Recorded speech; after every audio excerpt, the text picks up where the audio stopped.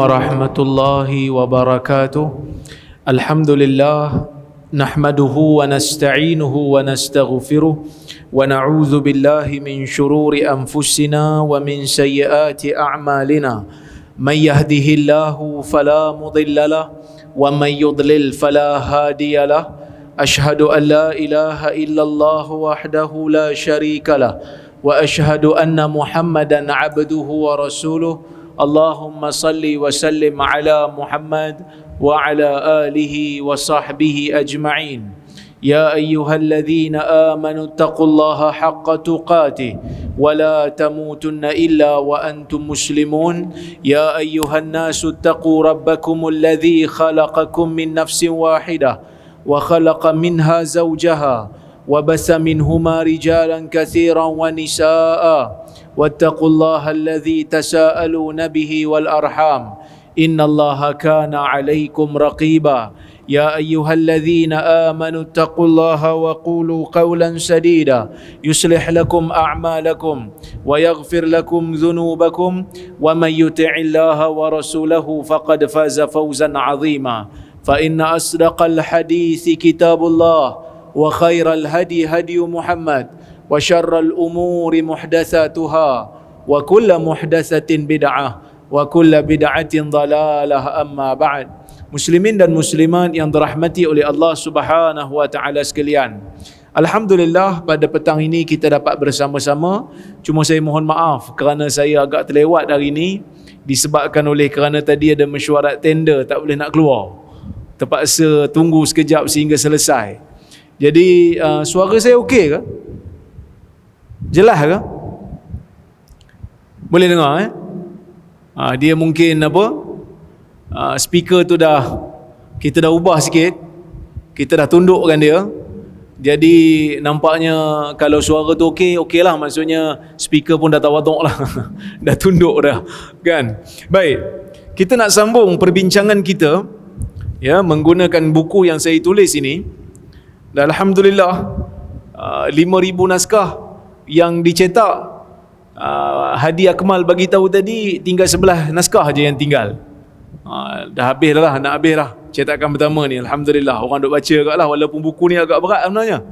Okey, jadi kita sambung faedah memahami hadis berdasarkan sebab urut. Dalam kuliah yang lepas saya dah huraikan makna sebab urut.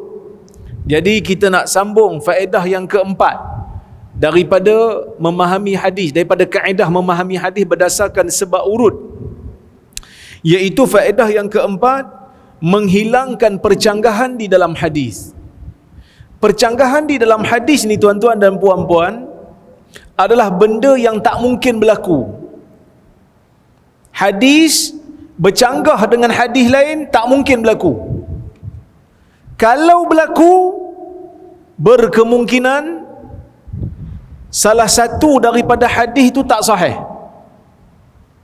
Kalau dua-dua hadis sahih, tak mungkin bercanggah.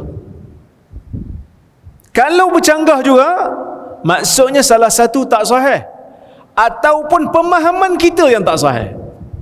Kalau dua-dua sahih, kita nampak macam bercanggah. Pemahaman kita tu yang tak sahih. Yang mana kalau kita faham betul-betul, akan hilang percanggahan itu. Jadi sebab itu para ulama banyak menulis tentang hadis-hadis yang bercanggah dan mereka kumpulkan dalam satu kitab.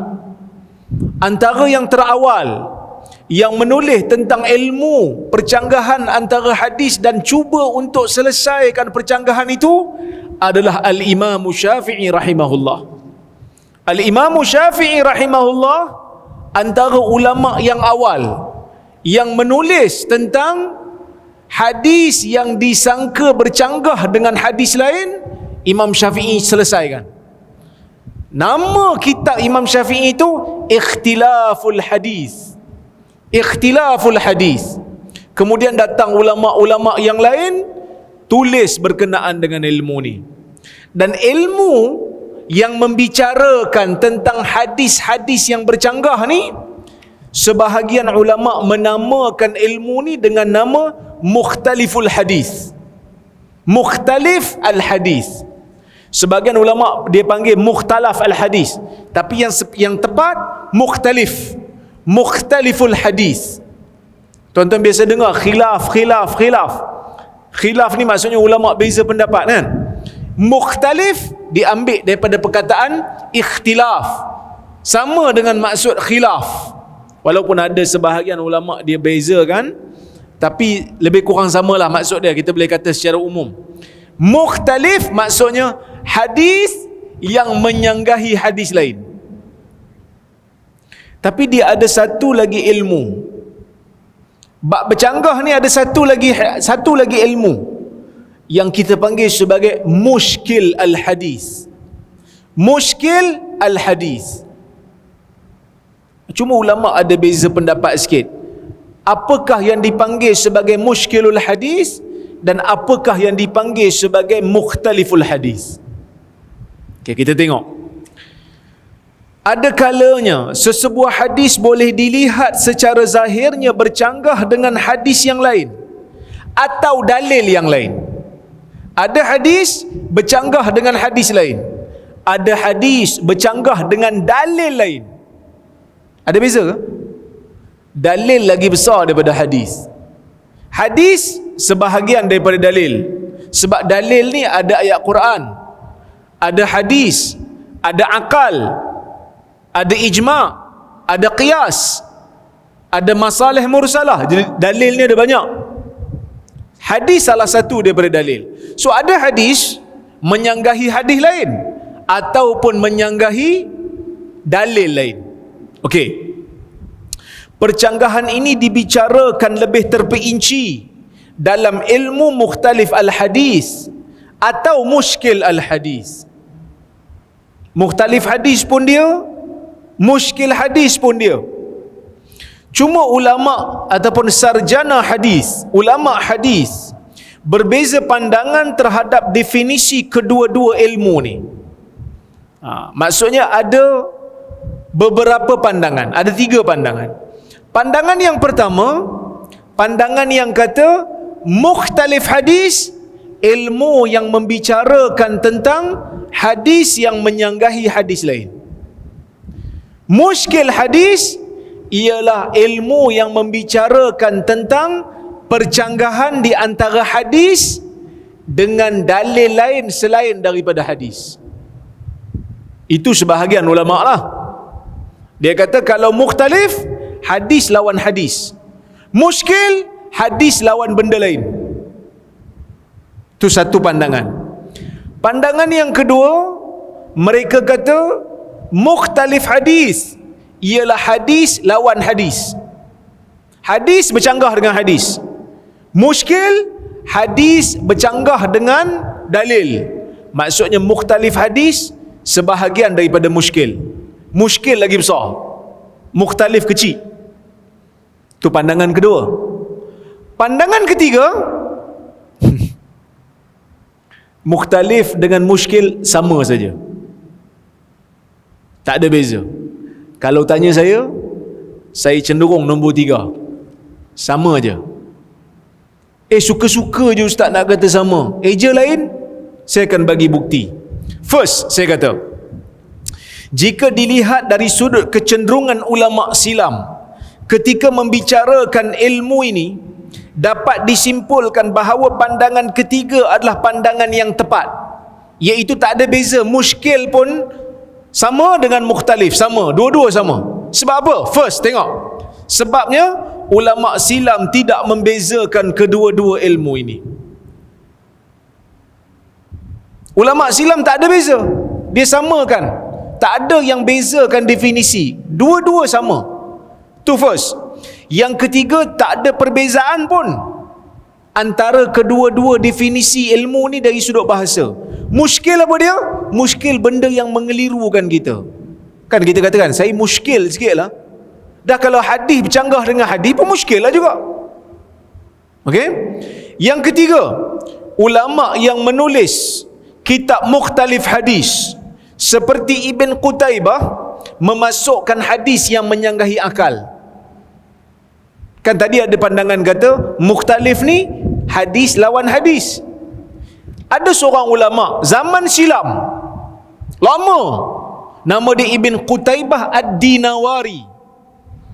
Dia tulis satu kitab, nama kitab dia, tajuk kitab dia Ta'wil Mukhtalifil Hadis. Ta'wil Mukhtalifil Hadis, maksudnya dia nak tulis tentang ilmu mukhtalif hadis. Dalam kitab tu ada hadis yang bercanggah dengan akal, bukan bercanggah dengan hadis ya. Apa contohnya? Hadis yang berkaitan dengan celup lalat dalam bekas minuman. Tuan-tuan biasa dengar hadis tu? Nabi SAW meriwayatkan sebuah hadis. Kata Nabi, "Idza waqa'a adh-dhubab fi ina'i ahadikum falyaghmishu, thumma liyanza'hu, fa inna fi ahadi janahaihi da' wa fil akhar shifa." Atau kama qala. Nabi kata dalam hadis riwayat Imam Al-Bukhari, Nabi kata bila kita kata apa? Bila lalat masuk dalam bekas minuman kamu, maka hendaklah kamu benam dia, kemudian kamu keluarkan dia. Kerana apa? Kerana sebelah badan dia tu, ada yang terjemah kepak, ada yang terjemah sebelah badan. Sebelah kepak dia tu ada penyakit, sebelah lagi ada penawar. Hadis ni menjadi polemik bukan zaman ni saja. Sejak zaman dulu, zaman Mu'tazilah dulu lagi. Zaman Mu'tazilah dulu, ulama dah, sebahagian daripada golongan Mu'tazilah dah tolak dah. Mu'tazilah ni siapa? Mu'tazilah ni golongan sesat yang banyak guna akal, fikiran walaupun dalam masalah yang gaib. Kita dalam masalah dunia boleh guna akal. Dalam masalah gaib macam mana kita nak guna akal? Bila kita baca dalam Quran, Allah Ta'ala kata subhanallazi asra bi'abdihi layla. Maha suci Tuhan yang memperjalankan hambanya pada waktu malam. Isra berlaku pantas daripada Masjidil Haram ilal Masjidil Aqsa ke Masjidil Aqsa, berlaku orang kata apa, sekelip mata. Zaman dulu kalau nak pergi musafir naik unta berbulan-bulan kan, tapi Nabi boleh sampai ke Masjidil Aqsa seketika, sekejap je. Akal tak boleh fikir. Akal kata benda ni ajaib, tapi sebab Quran kata macam tu, kita terima. Bila hadis kata Nabi telah dimi'rajkan daripada Baitul Maqdis ke langit Sidratul Muntaha, akal kata pelik, Nabi tak pakai helmet ke? Nak pergi bulan pun kena pakai helmet, baju pun tebal, jalan pun kengkang-kengkang, Nabi tak pakai ke benda tu? Akal kata ini benda yang ajaib, tapi dalil kata betul, dalil sahih, dan kita terima. Akal dalam masalah gaib tak berfungsi. Dalam masalah gaib kita kata sami'na wa ata'na, kami dengar dan kami taat. Tapi golongan Mu'tazilah banyak guna akal. Mu'tazilah ni banyak guna akal. Dalil Quran kata nanti dekat hari kiamat kita boleh tengok Allah. Ila rabbiha nadhirah. Clear ya Quran kata.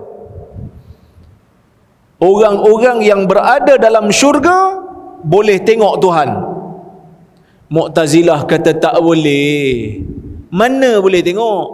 Kalau boleh tengok, maksudnya Allah berada di satu tempat. Allah ada jarak antara kita dengan dia sesuai, dan baru boleh tengok.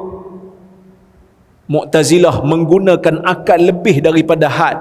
Akhirnya mereka tak tolak ayat Quran tu, tapi mereka mentakwilkan dengan takwilan yang tak selari pun dengan konteks ayat.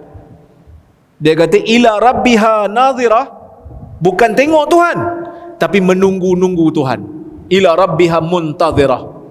Mereka menolak hadis yang berkaitan dengan azab kubur kerana mereka kata mustahil pada akal Mayat yang tak ada roh boleh rasa sakit. Mustahil pada adat, pada akal, mayat dalam kubur boleh didudukkan oleh malaikat, sedangkan tanah berat di atas dia, timbuh dia. So ni golongan Mu'tazilah banyak guna akal. Mereka juga menafikan kesahihan hadis ni. Mereka kata hadis ni tak sahih, hadis ni ciptaan ulama hadis. Sebab dia orang kata lalat ni benda kotor. Takkanlah Nabi ajar umat jadi pengotor. Lalat jatuh, kan? Dia jatuh atas je. Dia gedik, kita benamkan dia. Lepas tu kita keluarkan. Asalnya satu bahagian badan je kena, bila kita benam dua-dua kena. Kan? Jadi hadis seperti ini golongan Mu'tazilah hentam. Dia kata yang ni golongan yang tak cerdik daripada kalangan ulama hadis yang reka. Ni bukan daripada Nabi sallallahu alaihi wasallam. Jadi tuan-tuan nak jawab macam mana? Agak-agak macam mana nak jawab? Sebenarnya dah ada kajian pun. Dulu saya ingat tak ada kajian. Rupanya dah ada kajian. Saintis, kalau tak silap saya, daripada Mesir. Dia buat satu jurnal. Dia tulis eksperimen dia menggunakan kepak lalat ni. Dan memang membenamkan lalat ni ada kesan dari sudut menghalang bakteria daripada kuman tu daripada merebak. Sebab lalat ni dihinggap kat benda kotor. Macam mana lalat boleh survive? Kita tak boleh survive. Kita kalau kena benda kotor, keracunan makanan, cirit-birit kita, kolera kita, kan? Tapi lalat relax je. Pernah nampak lalat cirit-birit? Tak ada. Lalat relax. Maksudnya dalam badan lalat tu ada antibody. Antibody itulah yang dimaksudkan oleh Nabi sallallahu alaihi wasallam. Kan? Zaman dulu dia tak ada antibody lah. So Ibn Qutaibah zaman tu ratusan tahun sebelum kita dah mula bahas. Dia kata di antara defense dia lah, dia kata bukankah zaman dulu kalau nak mengubati bisa ular, kita guna bisa juga. Sampai sekarang pun sebenarnya antivenom. Kalau tuan-tuan pergi hospital, tengok antivenom, nak matikan bisa ular, kalau mana-mana orang kena patuk ular, hospital akan tanya, kena patuk dengan ular apa? Ular macam mana yang patuk tu? Baru dia boleh bagi antivenom yang sesuai. Sebab kalau kena patuk dengan ular tedung, tak boleh pakai antivenom ular lain. Tak boleh. Dia tak jadi. Sebab antivenom tu memang diambil daripada bisa ular yang spesifik. Kalau nak antivenom tedung, kena ambil daripada tedung lah. Itu di antara defense dia. Tapi sebenarnya hadis ni, kalau kita fikir dari sudut logik pun tak ada masalah. Sebenarnya tak ada masalah pun. Sebab Nabi bukan suruh minum lalat tu, Nabi suruh benam untuk ambil penawar yang ada pada lalat tu. Dan tak ada pun orang yang mati sebab benamkan air lalat tu. Tuan-tuan mungkin dah hamal dah sebelum ni. Kan sebelum ni tuan-tuan mungkin dah hamal kan? Tengok lalat jatuh dalam air. Kan? Kalau air tu air TO, tuan-tuan okey lah, boleh lah buang. Kan? Sebenarnya buang tu membazir juga kan? Tapi tuan-tuan bayang, beratur dekat Kangar Jaya tu, kat Starbucks tu, beratur punya lama tu. Biasa beratur tuan-tuan. Saya nak tengok dekat Starbucks tu, lepas tarawih je dia punya beratur panjang. Beratur tunggu nak minum kopi punya pasal. Kan? Dia pun tengok jam. Allah, ni dah pukul 10.30 ni, dok beratur. Sampai dapat order. Dapatlah order 2 cawan. Satu untuk dia, satu untuk bini dia. Setengah jam dah beratur. Kan? Setengah jam dah beratur, kadang-kadang mungkin sejam. Lepas dapat sejam, 11.30 baru dapat minum. Buka sikit, nak bagi sejuk. Baru nak minum, lalat masuk. Macam masa tu sayang kopi ke sayang lalat? Kan? Dan masa tu Nabi bagi jalan keluar lah, terutamanya bagi air-air yang mahal macam ni. Sebab secawan RM15, ada yang secawan RM30, takkan nak buang. Dan Nabi bagi jalan keluar, dan benda tu bukan wajib pun. Benda tu tak wajib. Dan Nabi bagi jalan keluar. Sebab Nabi SAW ni duduk kat Madinah. Madinah ni air susah nak dapat. Dan Nabi bagi jalan keluar lah. Kalau air masuk, lalat masuk dalam air, dia macam mana nak selamatkan air tu? Benamlah dia.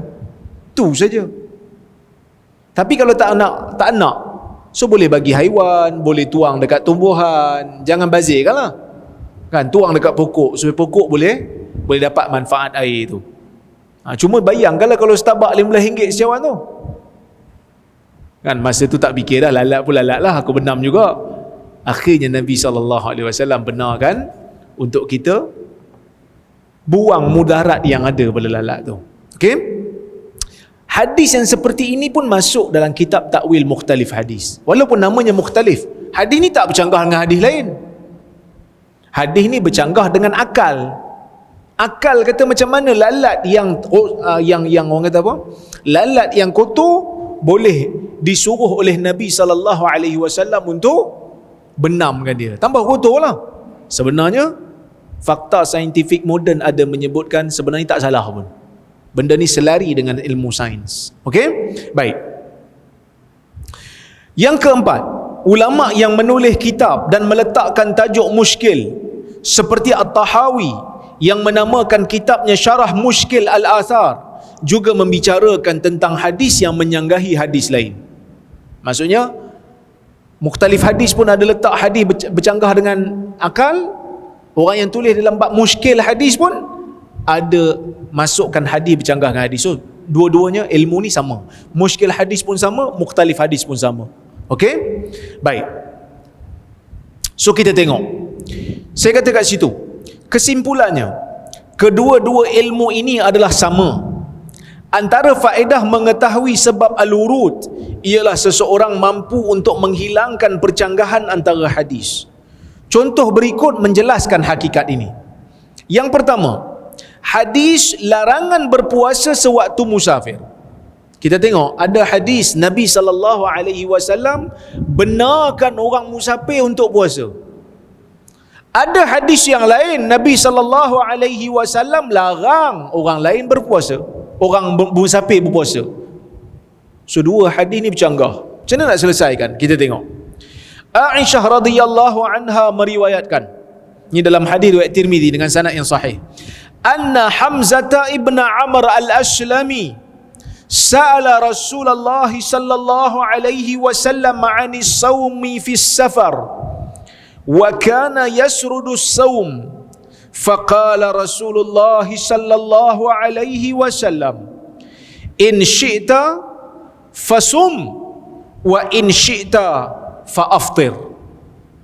Hamzah bin Amr al-Aslami bertanya Rasulullah sallallahu alaihi wasallam tentang puasa waktu musafir. Dia bermusafir lebih daripada 2 marhalah. Boleh tak dia berbuka puasa? Wa kana yasrudu saum, yang mana dia ni kekal berpuasa. Walaupun dia musafir, dia tak ambil rukhsah tu, dia terus dia puasa. Faqala Rasulullah sallallahu alaihi wasallam, maka Rasulullah sallallahu alaihi wasallam bersabda kat dia, Nabi kata, in syi'ta fasum wa in syi'ta fa'aftir. Kalau kamu mau, maka berpuasalah. Kalau kamu tak nak, maka berbukalah. So Nabi bagi pilihan. Maksudnya ibahah, boleh pilih antara dua. Nak puasa pun boleh, waktu musafir, nak berbuka pun boleh. Kalau berbuka, kena qadha lah. Lepas daripada Ramadan, kena qadha. Ini untuk orang yang bermusafir 2 marhalah lah. Okey. Hadis yang pertama. Hadis yang kedua, Jabir bin Abdullah radhiyallahu anhu meriwayatkan bahawa Nabi sallallahu alaihi wasallam bersabda, "Laisa minal bir as-saumu fis safar." Bukanlah termasuk dalam kebaikan apabila seseorang berpuasa ketika mana dia bermusafir. Oh, tadi bagi pilihan. Yang ni kata, siapa yang musafir tetap berpuasa, tak nak buka, tu bukan kebaikan. Macam tuan-tuan pernah musafir daripada Perlis pergi Kuala Lumpur, musafir tak? Musafir lah kan? Puasa tak? Kadang-kadang puasa lah. Bukan kadang-kadang, selalunya puasa. Sebab kita zaman ni bukan musafir naik unta, musafir dalam kereta je. Kadang-kadang naik train, ada aircon pun, jadi tak rasa penat sangat lah, biasa je. Dan kita puasa. Adakah puasa itu bukan kebaikan? Sebab dalam hadis ni sebut begini. Hadis ni Bukhari, hadis riwayat Bukhari, hadis sahih. Sebab tu bila kita nak baca hadis, kita tak boleh hanya tengok satu hadis, kena tengok ke semua, kena tengok holistik. Dan bila kita tengok, oh, ada bercanggah ni, satu bagi pilihan, nak puasa pun boleh, nak berbuka pun boleh. Satu lagi kata, kalau kamu bermusafir, kalau kamu berpuasa, tu bukan kebaikan. Seolah-olah macam makruh puasa waktu musafir. Boleh jadi juga bukan sekadar makruh, boleh jadi haram. Sebab bila bukan kebaikan, maksudnya keburukan. Macam mana tu? Percanggahan ni kita boleh selesaikan dengan melihat kepada sebab urut. Bila kita tengok sebab urut hadis yang pertama, tengok sebab urut hadis yang pertama. Sebab apa Nabi kata kalau kamu nak berbuka pun boleh, nak puasa pun boleh? Apa sebab dia? Sebab dia seorang sahabat tanya Nabi. Dia kata, "Ya Rasulullah, saya musafir dan saya berpuasa, boleh tak saya meneruskan puasa?" Nabi kata, kalau kamu nak boleh puasa, kalau kamu nak buka pun boleh buka, sebab kamu musafir. Hadis yang kedua ni pun ada sebab urut dia. Hadis yang kedua ni Nabi sebut bila? Nabi sebut pada orang yang bermusafir dan dia berada dalam keadaan yang terlalu penat. Kalau tak berbuka, jadi mudarat. Terlalu panas, terlalu penat, sampai nak pengsan, sampai terpaksa diteduhkan oleh orang lain. Baru Nabi sebut perkataan ni. Tidaklah termasuk dalam kebaikan berpuasa ketika musafir. Nabi sebut hadis ni pada satu kisah yang spesifik. Mana kita nak tahu kisah spesifik ni? Kita kena tahu asal hukum asal perkataan Nabi mesti fahami umum. Sebab urut tidak mengkhususkan kecuali bila bercanggah macam ni, dan barulah sebab urut tu mengkhususkan. Buktinya tengok, jika dilihat pada kedua-dua hadis ini, jelas berlaku percanggahan antara kedua-duanya. Hadis Aisyah radhiyallahu anha menyatakan Nabi sallallahu alaihi wasallam memberi pilihan kepada Hamzah untuk berpuasa atau tidak. Manakala hadis Jabir pula menyatakan sebaliknya, iaitu berpuasa bukanlah satu kebaikan. Percanggahan ini secara mudah diselesaikan apabila dilihat kepada sebab urut. Ini kerana jika ditinjau hadis Jabir bin Abdullah radhiyallahu anhu, jelas Nabi sallallahu alaihi wasallam menyebutkan hadis ini kepada seorang sahabat yang berpuasa sehingga memudaratkan dirinya. Nabi tak sebut pada semua orang. Nabi sebut pada orang yang mudaratkan diri sebab puasa waktu musafir. Lalu Nabi sallallahu alaihi wasallam menyebutkan hadis tersebut baginya yang memudaratkan dirinya dengan berpuasa, sedangkan dia mempunyai rukhsah untuk berbuka. Al-Qurtubi Abul Abbas Al-Qurtubi dalam kitab dia Al-Mufhim mensyarahkan Sahih Muslim, dia menjelaskan, wa qawluhu laisa minal bir as-siyamu fi safar fa innahu kharaja ala qaumin saqatu min jahdis saum hatta dhullila alaihim fayatanawal man kana ala mithli halihim wa amma man lam yakun kadhalik fa hukmuhu ma taqaddama min at-takhyir wa bihadha yartafi'u at-ta'arud bainal ahadits wa tajtami'u al-adillatu kulluha. Dia kata, wa qawluhu, dan perkataan Nabi sallallahu alaihi wasallam ketika mana Nabi sebut bukanlah termasuk dalam kebaikan berpuasa waktu musafir ni, fa innahu kharaja, perkataan ni terbit, perkataan Nabi ni keluar kepada kaum yang telah tumbang disebabkan kesusahan puasa, hatta dhullila alaihim, sehingga mereka ini terpaksa diteduhkan daripada panas matahari, tumbang depa ni. Nabi sebut pada orang yang tumbang. Fayatanawalu man kana ala mithli halihim. Dan hadis ni hanya merangkumi orang yang macam mereka, yakni bermusafir sampai tak larat, sampai pingsan dan kena berbuka. Kalau puasa juga tu bukan kebaikan sebab mudaratkan diri. Wa amma man lam yakun kadzalik, manakala orang yang tak seperti mereka, orang yang musafir tapi still sihat, orang yang musafir boleh larat lagi puasa, tak tumbang lagi, fa hukmuhu ma taqaddama min at-takhyir, maka hukum bagi orang macam ni, yang musafir macam ni, seperti mana yang telah dijelaskan sebelum ini, boleh pilih, nak buka pun boleh, nak teruskan puasa pun boleh. Okey? Wa bihadza yartafi'u at-ta'arud, dengan ini maka terangkatlah percanggahan di antara hadis-hadis dan berhimpunlah ke semua hadis-hadis, selarilah semua hadis-hadis ni. Nampak? Senang je kan? Clear?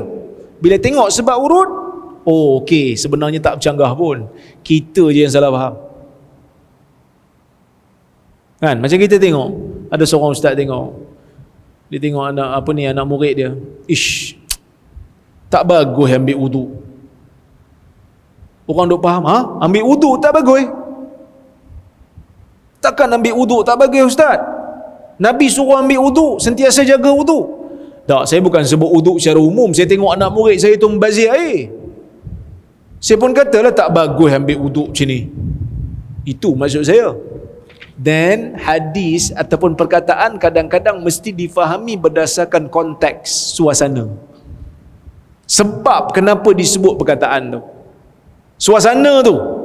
Dan itu yang paling penting sebelum kita nak buat apa-apa. Okey? Baik. Kita tengok contoh yang kedua. Dua hadis bercanggah, tengok sebab urut, selesai masalah. Ada hadis dalam riwayat Al-Imam Tirmizi, Nabi SAW sebut, ya, daripada Abdullah bin Mas'ud, Nabi kata, la tattakhidud day'ah fatarghabu fid dunya. Kamu jangan mengambil kebun, jangan beli kebun, jangan usahakan kebun, nanti kamu suka dengan dunia, nanti kamu berlumba-lumba dengan dunia. Tuan-tuan ada sawah kan? Siapa ada sawah? Siapa ada kebun harum manis? Orang Perlis ada pokok harum manis. Baca hadis yang pertama ni, hadis ni hadis Tirmizi, sanad hasan. Hasan ni bawah sikit pada dhaif, bawah sikit daripada sahih, boleh pakai, tak sampai dhaif. Tengok Nabi tak boleh, Nabi tak bagi kita memiliki kebun, jadi kita pun jual kebun. Pasal apa Pak Haji? Semalam baca hadis Tirmizi, Nabi tak bagi ada kebun, jadi saya jual habis ustaz. Jual pun tak boleh, sebab ada pendapatan daripada benda yang Nabi tak bagi, saya bagi sedekah je terus ustaz. Sedekah kat siapa? Sedekah pada orang Islam pun tak boleh ustaz. Saya bagi pada orang bukan Islam. Oh, jenuh kita tuan-tuan. Lama-lama tanah yang ada pada orang Islam semua pakat orang bukan Islam ambil belaka. Sedangkan benda tu bukan dimaksudkan. Sebab ada hadis lain, Nabi SAW menyebutkan hadis riwayat Anas. Nabi kata apa? Nabi kata, ma min muslim yaghrisu gharsan aw yazra'u zar'an fayakulu minhu tayr aw insan aw bahimah illa kana lahu bihi sadaqah. Hadis riwayat Imam Al-Bukhari. Atau kama qala, Nabi kata, tidak ada seorang muslim pun, tak ada pun seorang muslim yang menanam pokok besar. Yaghrisu gharsan ni pokok yang besar yang boleh tahan lama. Pokok mangga, pokok rambutan, pokok durian, pokok-pokok besar ni. Au yaghrisu gharsa au yazra'u zar'an, ataupun menanam pokok-pokok kecil yang tak tahan lama ni. Pokok padi, pokok gandum. Kan dia bukan tahan lama, dia berbuah aja, lepas tu kita ambil. Lepas tu dia pun tak tahan lama lah, dia akan mati. Lepas tu kena tanam lain. Ke padi tuan-tuan tak perlu tanam lain, ambil buah aja, lepas tu dia boleh hidup lagi, tak kan? Padi bila kita tuai je, maksudnya kita kena tanam lain lah kan? Saya tak tahu bab padi ni, tuan-tuan lebih pandai. Dia bukan macam buah mangga, ambil buah aja, lepas tu tahun depan buah lagi, pokok yang sama kan? Padi dia lain, gandum pun dia lain. Once tuan-tuan tuai, dia kena tanam lain. Nabi kata pokok-pokok ni, sama ada pokok yang tahan lama ataupun pokok yang tak tahan lama ni, siapa yang tanam, ada hasil, ada buah, fayakulu minhu tayr, burung datang makan. Burung datang makan dekat pokok tu. Au insan, orang datang makan. Au bahimah, ataupun binatang melata lain datang makan. Burung datang, orang datang makan, binatang lain datang makan. Kambing datang, lembu makan. Contoh, illa kana lahu bihi sadaqah. Tak ada orang yang buat benda ni, yang binatang makan dekat pokok dia, melainkan dia akan dapat pahala sedekah. Maksudnya apa? Nabi galakkan tanam. Tanam pokok ni, kalau binatang makan pun dapat pahala. Katalah kita tanam apa kan, tanam harum manis, kita dah jaga elok dah, tiba-tiba monyet datang makan, tak payah bebai lah. Tak apalah, tu rezeki dia, kita dapat pahala sedekah. Kalau bebai pun simpan lah, jangan duk cakap tak apalah, kata rezeki dia, kita jaga tapi dapat juga kat dia. Tak apalah, rezeki dia, dapat pahala kat kita. Punyalah. Nabi ni galak kan. Dalam hadis yang lain, Nabi SAW sebut, in qamatis sa'ah wa fi yadi ahadikum fasilah fa in istata'a alla taquma hatta yazra'aha falyazra'ha. Kalau kiamat tu telah berlaku, kiamat telah terjadi, di tangan tak salah seorang daripada kamu ada pokok, ada anak pokok, fa in istata'a, kalau dia mampu untuk tanam pokok tu sebelum kiamat berlaku, ni kiamat betul-betul nak jadi ni, dekat tangan dia ada pokok, Nabi kata kalau sempat tanam dulu. Uish. Maksudnya Nabi suka kita tanam pokok ni sampai nak kiamat. Kalau kita fikir kan, buat apa nak pergi tanam, lepas ni nak hancur kat bumi ni. Tak, Nabi kata tanam. Daripada kau biarkan kat tangan, daripada kau buang, sempat tanam. Punyalah Nabi ni galakkan kita menanam pokok, mengimarahkan bumi, ambil hasil daripada tanah. Tiba-tiba hadis pertama kata jangan miliki kebun. Macam mana ni? Dan kita tengok pada sebab urut. Jika dilihat kepada dua hadis ini, jelas berlaku percanggahan. Hadis pertama melarang memiliki kebun tanaman, manakala hadis kedua pula menganjurkan Muslim bercucuk tanam. Dan sudah pasti kebun tanaman akan ada usaha bercucuk tanam. Percanggahan ini akan hilang apabila dilihat kepada sebab urut bagi hadis ni. Hadis yang pertama itu mempunyai sebab urut, iaitu ia ditujukan bagi orang yang tidak mampu mengawal dirinya daripada leka dengan urusan kebun sehingga meninggalkan agama.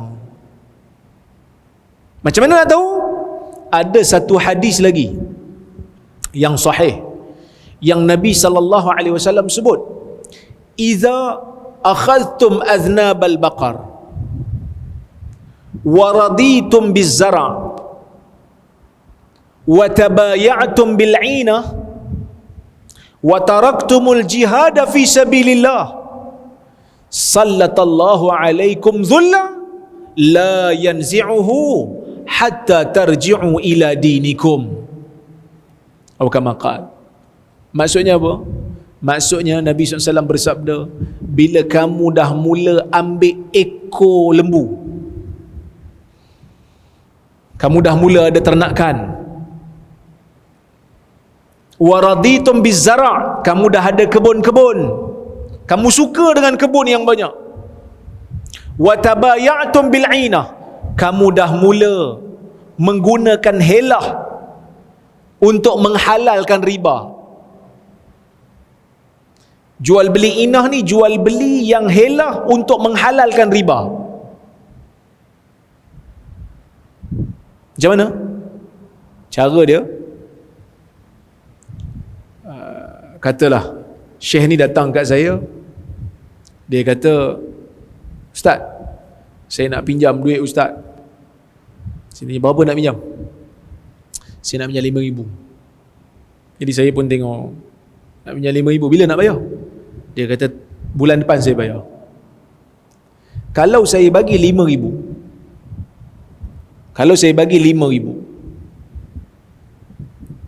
saya minta balik dia bayar 6,000, apa hukum? Saya bagi 5,000, lepas tu saya kata, you bayar bulan depan kan? Bayar 6,000. Apa hukum? Riba. Clear Tapi saya guna cara lain. Saya tahu riba tak boleh, haram. Saya guna cara jual beli. Saya kata macam ni, Syekh, saya ada motor.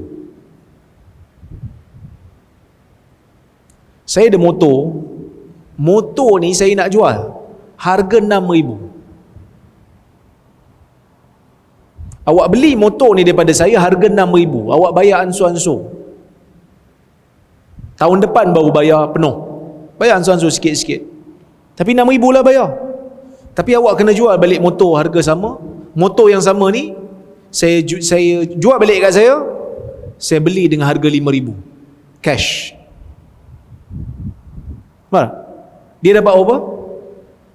Dia dapat dah 5,000 dia. Dia kena bayar balik apa? 6,000 kan? Sama tak? Natijah dia sama tak?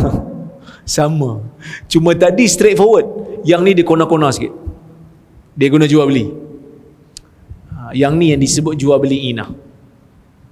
Okay? Dilarang dalam hadis. Wa taraktumul jihad fi sabilillah, dan kamu meninggalkan jihad di jalan Allah. Dah mula ada kebun banyak, dah mula ada duit banyak, dah tak reti dah nak menjauhi syubhat, duk guna helah nak menghalalkan riba, tinggal jihad. Sallatallahu alaikum zullah. Nabi kata, Allah akan mengenakan ke atas kamu ini kehinaan. La yanzi'uhu, dan Allah Ta'ala tak tarik kehinaan itu hatta tarji'u ila dinikum, sehingga kamu kembali kepada agama kamu. So maksudnya Nabi tak bagi ambil kebun ni bukan kerana kebun tu, tapi kerana sikap orang yang tak mampu kawal diri sehingga tinggalkan ajaran agama kerana sebab berlumba-lumba nak berusaha di kebun, kejar dunia. Maka sebab itu kata Al-Imamul Munawi, Abdul Rauf Al-Munawi menjelaskan, dia kata apa? Ya'ni la yattakhidud daya' ataupun la yattakhidud diya' man khafa ala nafsihi at-tawaghula fid dunya fayalhu an dzikrillah faman lam yakhaf dhalik likaunihi yathiqu min nafsihi bil qiyam bil wajib alaih fiha falahu littikhaz. Dia kata yang dimaksudkan dalam hadis Tirmizi tadi ni, janganlah orang yang takut ke atas dirinya, janganlah orang yang takut ke atas dirinya tu bersungguh-sungguh dalam mengejar dunia, jangan pergi ambil kebun. Kalau dia ni jenis takut, dia kata kalau aku ambil kebun saat gini, aku memang tak solat lah, aku memang tak boleh buat apa, aku memang kerja kat kebun je lah. Orang macam ni jangan, dia kata, kerana akan hilang dunia dia nanti, akan hilang agama dia nanti sebab nak pergi kejar dunia. Fayalhu an dzikrillah, nanti dia akan leka daripada mengingati Allah. Faman lam yakhaf dhalik, siapa yang tak takut, maksud siapa yang tak takut ni, dia yakin, dia kata kalau aku ambil kebun pun bab hak Allah, tuntutan agama aku buat juga, dia tak takut. Dia kata aku boleh kontrol, aku boleh kawal. Likaunihi yathiqu min nafsih, kerana dia yakin diri dia boleh buat benda yang wajib, falahu ittiqa, maka dia boleh ambil kebun. Sebab tu dulu saya ada seorang sahabat, bukan dulu, sekarang pun sahabat saya juga, cuma dulu saya jumpa dia, saya ingat 2 tahun lepas saya jumpa dia. Dia ni orang kaya tuan-tuan, duduk di Kuala Lumpur, jutawan lah. Saya pun rapat lah juga dengan dia ni, cuma tuan-tuan jangan tanya dia siapa.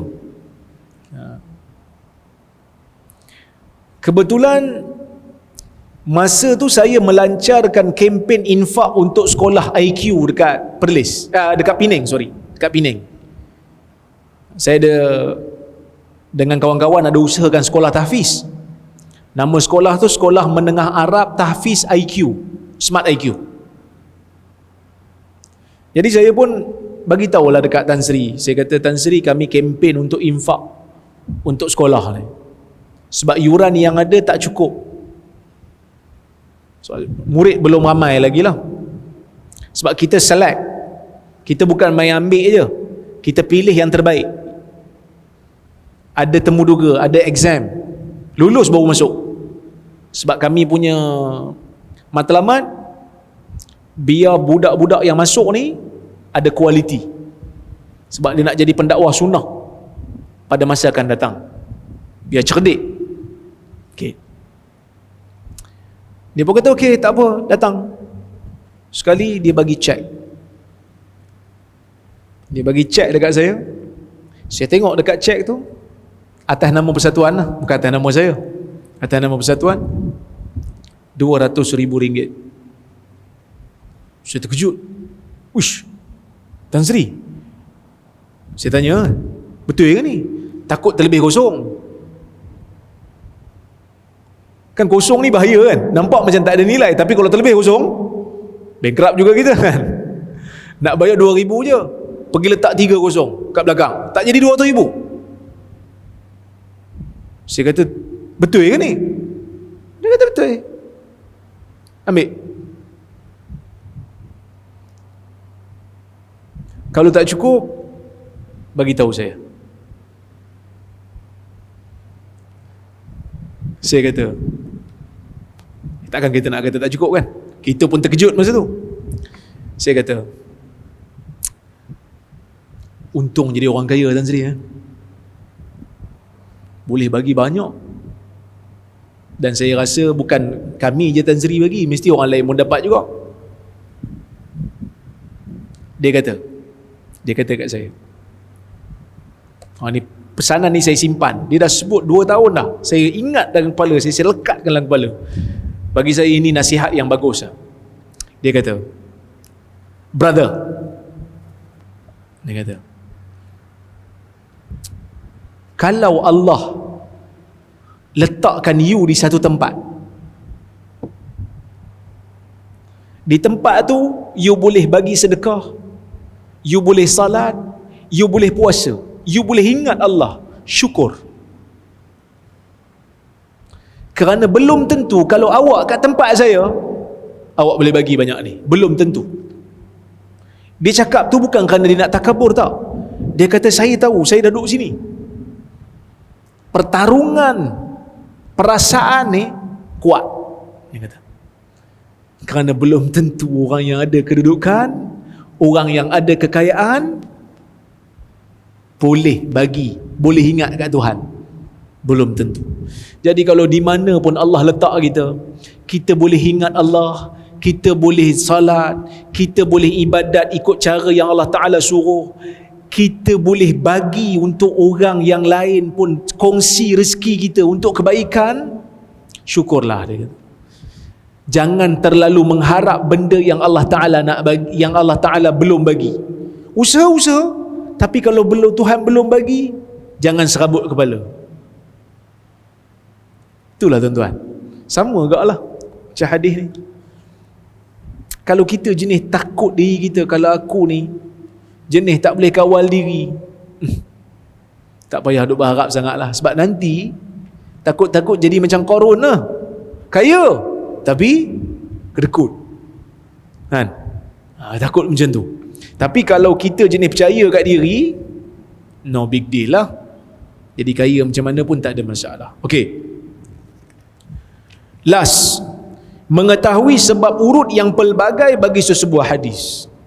Kadang-kadang satu hadis yang lebih kurang sama ada sebab urut yang banyak.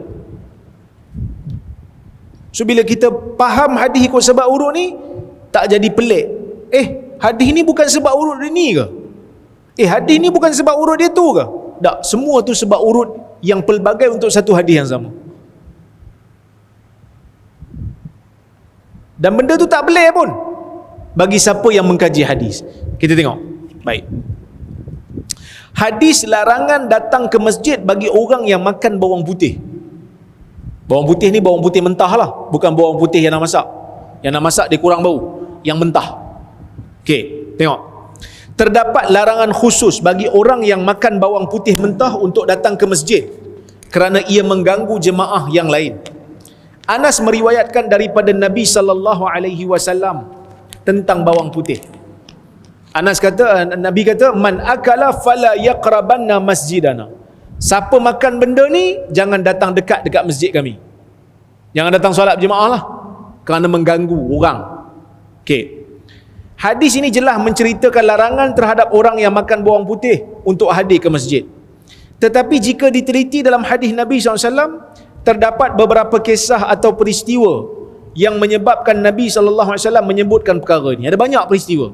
First, Abu Sa'id Al-Khudri kata, lam na'du an futihat Khaybar fawaqa'na ashab Rasulullah SAW fi tilkal baqlah as-sum wan nasu jiya' fa'akalna minha aklan syadida thumma ruhna ila al-masjid fawajada Rasulullah SAW ar-rih faqala man akala min hadhihi syajaratil khabithah syai'a fala yaqrabanna fil masjid. Tak lama, kata Abu Sa'id, tak lama selepas kami membuka Khaybar, tempat orang Yahudi tu, bila kami perang dengan orang Yahudi di Khaybar, kami berjaya buka Khaybar, tiba-tiba kami ni sahabat Nabi menjumpai bawang putih. Masa tu orang ramai lapar, kami makan bawang putih banyak. Kemudian kami pergi ke masjid dan Nabi ada bau bawang putih. Lalu Nabi pun kata, siapa yang makan daripada pokok yang jijik ini, pokok yang berbau ini, jangan datang dekati kami di masjid. Kecuali kalau dia berjaya gosok gigi lah. Kalau tak gosok gigi, jangan datang. Kalau makan yang mentah. Okey. Mughirah bin Syu'bah kata, akaltu suma fa'ataitu musallan Nabi SAW wa qad subiqtu bi raka'ah falamma dakhaltu al-masjid wajada an-nabiy SAW riha sum falamma qada Rasulullah SAW qala as-salatahu qala man akala min hadhihi syajarah fala yaqrabanna hatta yadhhaba rihuha. Kami makan bawang putih dan saya makan bawang putih, kata Mughirah. Lalu saya datang tempat solat Nabi.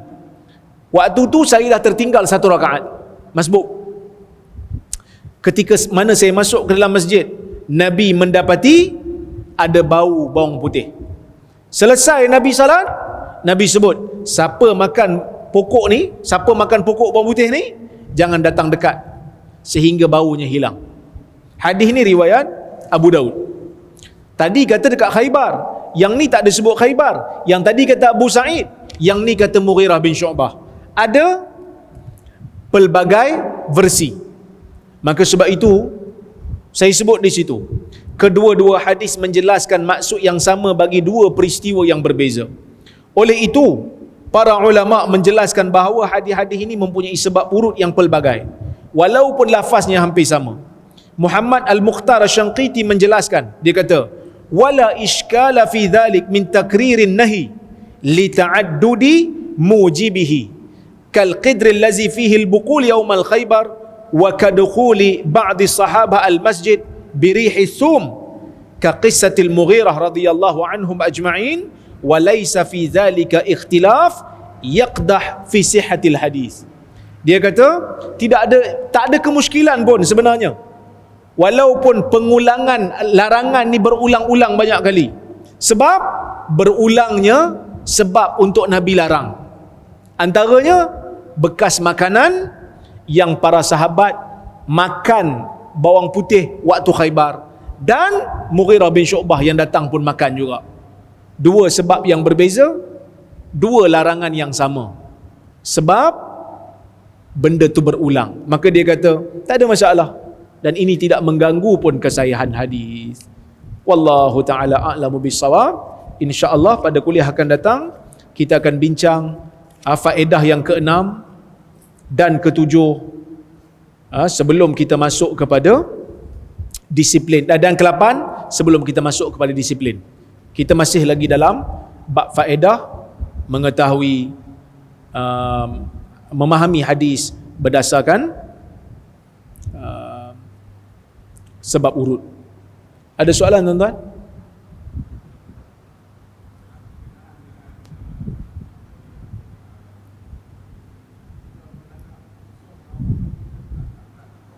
Macam mana? Okey. Okey. Baik. Soalan bagus. Soalannya, rukhsah ni kalau kita tak ambil, boleh ke? Rukhsah ni benda kemudahan yang Allah Ta'ala bagi. Kemudahan yang Allah Ta'ala bagi kepada orang-orang yang tertentu.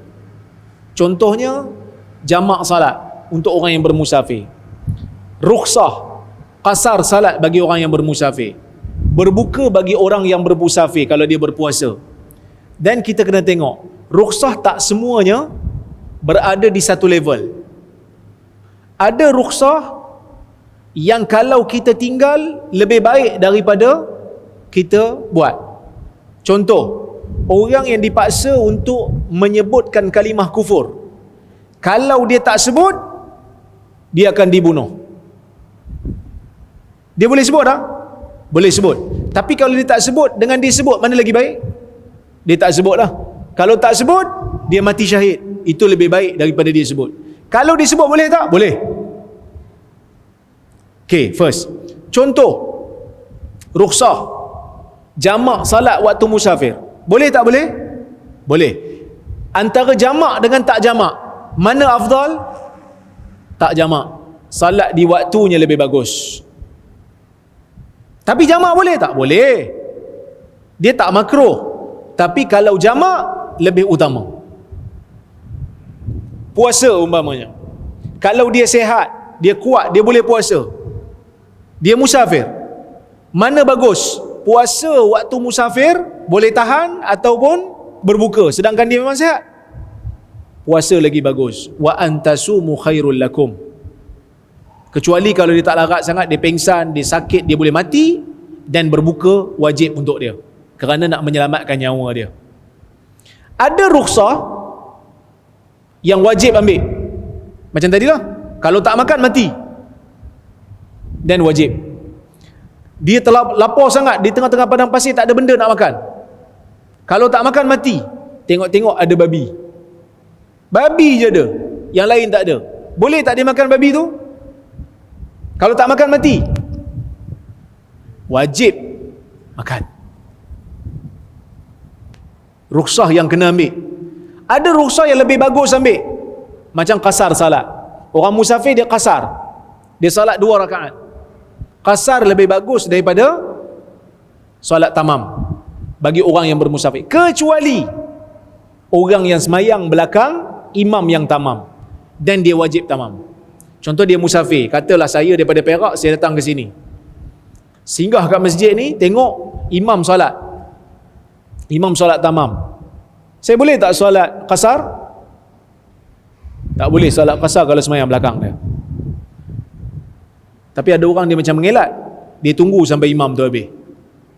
Dia kata saya nak 2 juga, sebab kalau tambah lagi 2, rugilah saya musafir. Tak, semayanglah belakang imam tu, tak payahlah tunggu. Kita tak dapat pahala jemaah nanti kan. Semayang belakang imam tu, semayang 4 rakaat. Wallahu a'lam. Oh, ini banyak soalan ni.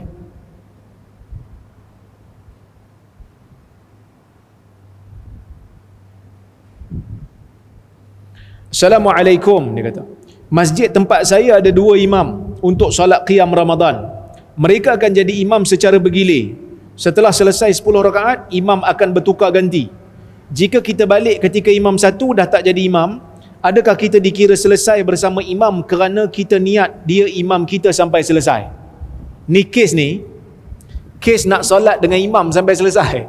Sebab ada hadis riwayat Ibn Khuzaimah, Nabi kata man salla ataupun man qama ma'al imam hatta yansarif kutiba lahu qiyamul lailah, atau kama qala, siapa yang berqiyam bersama dengan imam, salat malam bersama dengan imam sehingga imam selesai, maka ditulis pahala untuk dia seolah-olah dia menghidupkan satu malam. Dan kalau imam tu salat 10 rakaat, lepas tu ganti, pass baton. Soalan ini pernah ditanya kepada Syekh Ibnul Utsaimin, seorang ulama Saudi. Dia kata kena tunggu 2-2 selesai.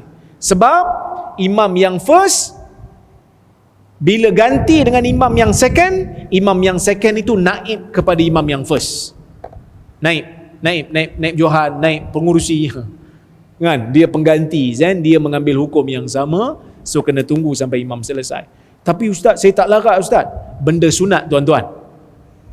Kalau tuan-tuan balik pada imam yang pertama tu, tuan-tuan tak larat nak habiskan, tuan-tuan balik, pahala dapat tak? Pahala dapat. Tapi sama tak dengan orang yang tunggu sampai selesai? Dah tentulah tak sama.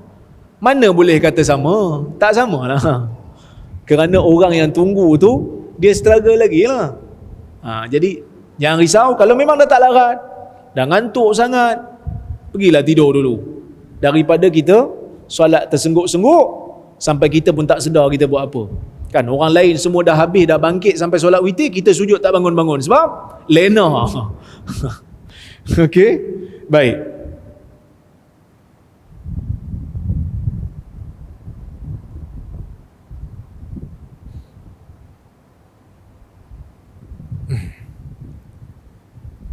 Ustaz, bagaimana kita nak hidupkan malam Al-Qadar dengan sempurna? Kerana jika kita nak buat semua amalan dalam satu malam macam tak sempat. Bila salat terfikir nak baca Quran, bila baca Quran rasa nak zikir, bila zikir teringat nak istighfar, sedar-sedar dah nak subuh. Jadi kami rasa macam sempat ke? Tapi bila baca hadis Nabi bersungguh. Jadi macam mana kita nak hidupkan malam Qadar dengan baik dan sempurna? Sebenarnya apa saja ibadat pada malam itu dikira. Imam Ad-Dhahhak mengatakan, setiap orang yang beribadat pada malam itu akan ada habuan dia masing-masing. Cuma kita nak buat apa? Kita buat benda yang paling kita rasa berkesan pada diri, paling khusyuk. Sebenarnya solat lah. Kerana dalam solat tu ada baca Quran, dalam solat ada zikir, dan dalam solat ada doa. Betul tak? Dalam solat ada baca Quran, dalam solat ada zikir, dalam solat ada doa. Tapi dia kata saya tak larat nak solat lah ustaz, zikir dan doa. Saya tak larat lah ustaz, pergi sedekah. Kerana sedekah pada malam itu juga menurut sebahagian ulama mazhab Syafi'i bernilai besar. Apa saja kebaikan yang kita buat akan dapat nilai, akan dapat nilaian yang lebih besar. Sebab dalilnya umum. Dalil kata Lailatul Qadr khairum min alfi syahr. Malam Al-Qadar itu lebih baik daripada 1000 bulan. Cuma Nabi ada spesifik, Nabi kata man qama lailatul qadr, siapa yang menghidupkan malam Al-Qadar. Cuma perkataan qama, sebahagian ulama mentafsirkan salat, sebahagian ulama mentafsirkan menghidupkan dengan ibadah. Jadi kalau boleh salat, gabungkan 3 benda. Baca Quran pun ia dalam salat, zikir pun dalam salat, doa pun dalam salat. Kalau tak mampu, then doa dan zikir.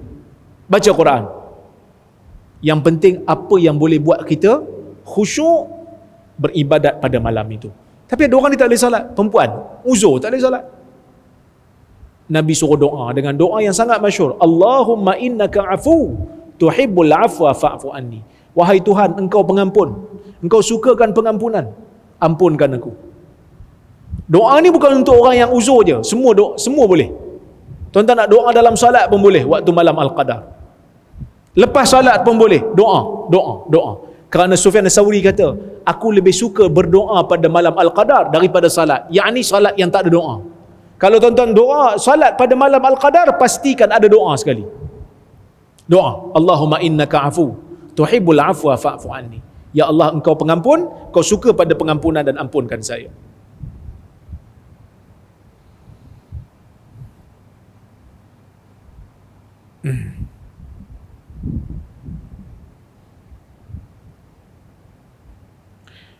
Assalamualaikum Ustaz. Waalaikumsalam. Ana pernah termimpi Ustaz, lalu kita berbual. Dalam mimpi tu ana tanya soalan kat Ustaz, tapi Ustaz tak jawab. Sian dia. Dia mimpi saya. Tanya soalan kat saya dalam mimpi, saya tak jawab. Sebab mimpi tu tak connect dengan saya. Saya mimpi lain. Lain macam mimpi saya ni, tapi laki ni. Okey. Hadis-hadis yang Ustaz letak dalam metodologi, dalam buku Ustaz, metodologi memahami hadis. Selepas Ustaz nukil, Ustaz akan tulis dengan sanad yang sahih. Soalan anak ialah, adakah ini penilaian doktor ataupun doktor ada taklid dengan ulama muhaddisin? Sebahagian besarnya saya nilai sendirilah. Saya nilai sendiri buku ni, saya akan cek sanad dia. Tapi sebenarnya kalau benda tu ada dalam Bukhari Muslim, tak perlu cek lah. Kebanyakannya hadis dalam ni Bukhari Muslim dengan Tirmizi. Tirmizi memang dia dah bagi dah. Tirmizi kebanyakan hadis dia bagi. Yang mana yang tak ada macam Abu Daud, Ibnu Majah, saya akan cek. Imam Ahmad saya akan cek. Cuma kalau saya baca Imam Ahmad umpamanya, saya akan tengok guru saya punya penilaian, lepas tu saya cek betul-betul lah. Penilaian ulama-ulama semasa saya akan guna sebagai panduan. Kalau saya tak setuju, saya akan bagi tahu saya tak setuju. Kalau saya setuju, lepas saya cek, saya akan bagi tahu lah sahih. Wallahu a'lam. Sebab saya dipesan oleh orang kata apa, orang yang mengaji hadis, guru-guru saya dulu. Dia kata, kalau tengok ulama-ulama semasa nilai hadis, you jadikan sebagai panduan. Jangan ikut 100%. Kalau setuju boleh setuju, kalau tak setuju boleh berbeza. Kerana penilaian ulama semasa ni terdedah kepada salah dan silap. Terdedah kepada salah dan silap. Jadi tuan-tuan, itulah sedikit yang saya boleh sampaikan. InsyaAllah kita bertemu lagi pada lain masa. Saya mohon maaf terkasar bahasa tersilap kata. Saya ucap terima kasih banyak pada masjid. Kan, saya nak sebut terima kasih pada masjid pun saya susah hati juga sebab saya pengurusi masjid ni. Kan, rasa lain macam. Tapi terima kasih banyaklah pada AJK Masjid. Tuan Mendahari pun ada. Kan, AJK lain pun ada. Saya nampak Tok Syiak pun ada kat belakang.